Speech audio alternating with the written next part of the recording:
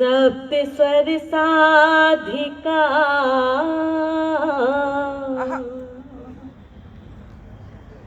सप्त स्वर साधिका नेह की राधिका सप्त स्वर साधिका नेह की राधिका के लिए हर सुमन का नमन हो गया।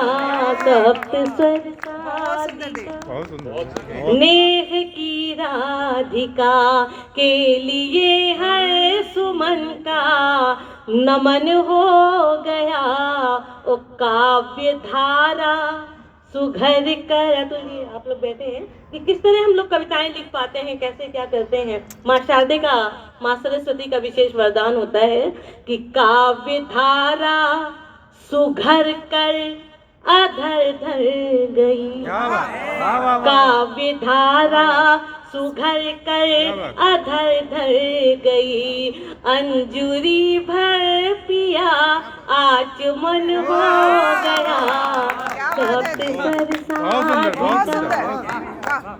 भाव से स्वर मिले छंद के बंद पर नेह पर पूर धर गुनगुनाने लगे।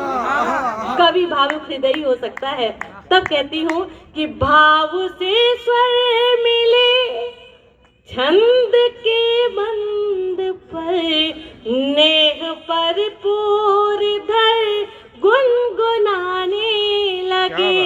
इस तरह जब कि संगम हुआ सरस्वती, इस तरह जब कि संगम हुआ सरस्वती, बन गई काव्य में हम नहाने लगे। बन गई काव्य में हम नहाने लगे।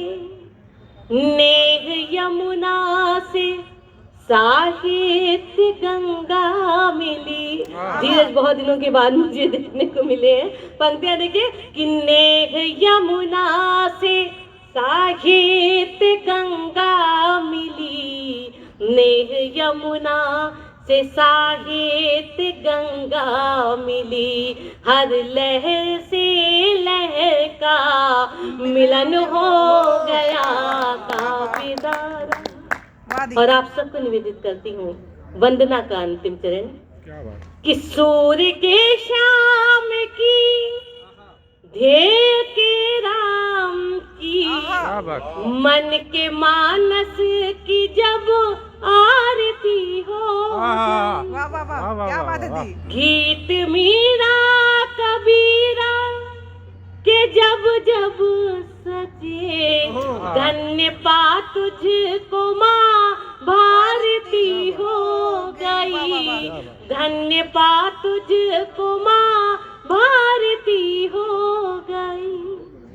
कुछ असित बिंदु दृग में आप सबने अनुभूति की होगी कि जब माँ कभी अपने बाहों में भर लेती है, हम लोगों की आंखों में आंसू आ जाते हैं, हम लोग खुशी के आंसू आ जाते हैं, एक राहत मिल जाती है। चाहे हम लोग कितने भी परेशान हो, इसी तरह हम कवि साहित्यिक लोगों को जब माँ शारदे का आशीर्वाद मिल जाता है, स्थितियां होती हैं कि सूर्य के श्याम की, ध्येय के राम की, मन के मानस की जब आरती हो गई। गीत मीरा कबीरा के जब जब सजे। धन्य पा तुझको माँ भारती हो गई। कुछ असित बिंदु दृग में भरे गिर गए। कुछ असित बिंदु दृग में भरे गिर गए। बंद पलकें हुई तो नमन हो गया। काव्य धारा सुघर कर अधर धर गई। अंजुरी भर पिया आचमन हो गया। सप्त स्वर साधिका।